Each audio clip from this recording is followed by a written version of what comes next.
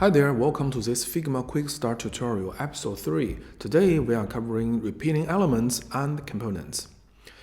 Now, as we all know that in all kinds of apps and websites, there are plenty of repeating elements like the combination of picture and text, the combination of icon and text, also the pictures and videos and so on. So how do we designers design them and make variants of them quickly and effectively in Figma?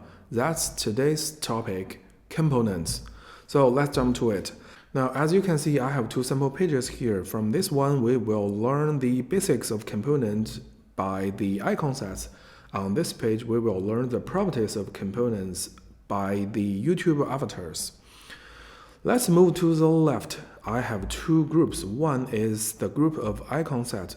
How do we turn a group to component? We can simply do that by clicking here, create component, or right click, create component. Now, once you see it's purple, it's now a component. Now, we can find this component here in Assets panel. How do we use it? We can drag and drop. Now we have one instance of the main component. And we can duplicate an instance to create another, and so on. By the way, the instances could be group as well and duplicate as well. Now we have 8 icon sets here. Now here, this component is called main component. It's like the parent. These are called instances. It's like children of this main component. We can find their parent by right-click, go to main component, or you can just put the main component somewhere you can easily find it, like me. Move on. Why do we use component? Because it's very easy to make adjustments across all the instances. For example, let's say the text is too far away from the icon. Now let's go to main component and make some adjustment. As you can see on the right, all the instances will change accordingly. Now, what if we change one instance? You just changed this instance. So the idea is, if you change the parent, all the instances, all the children will change.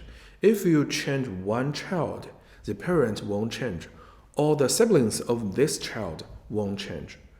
Okay, that's the basic idea of component. Now let's move on to the next one. Let's say we need to make the avatar of a YouTuber like this one. First, we create a component, and second, we make some instances here.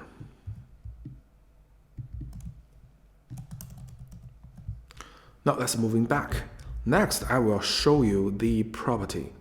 As you can see, there are two indicators. One is update indicator, shows if this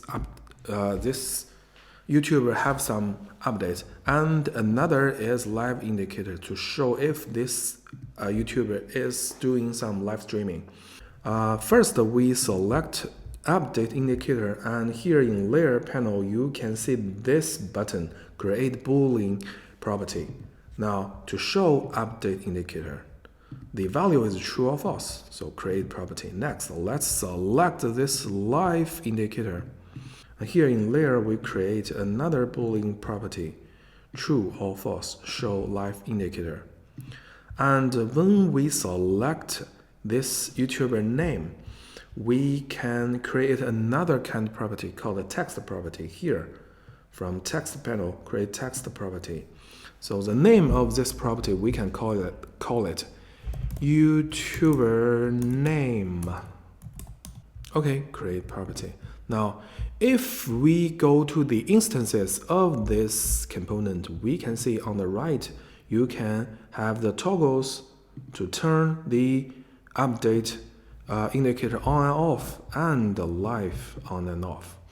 If you would like to change the name of this YouTuber, we can simply change it in this panel on the right. For example, he is natty. For example, he is natty. That's very easy. Beyond what we've covered today, there is also another feature called variants of components, which we will talk later in the following episodes, tutorials. In the next episode of this series, we will be covering styles and variables to deal with more challenging UI problems. So see you next tutorial. Until then, take care. Bye.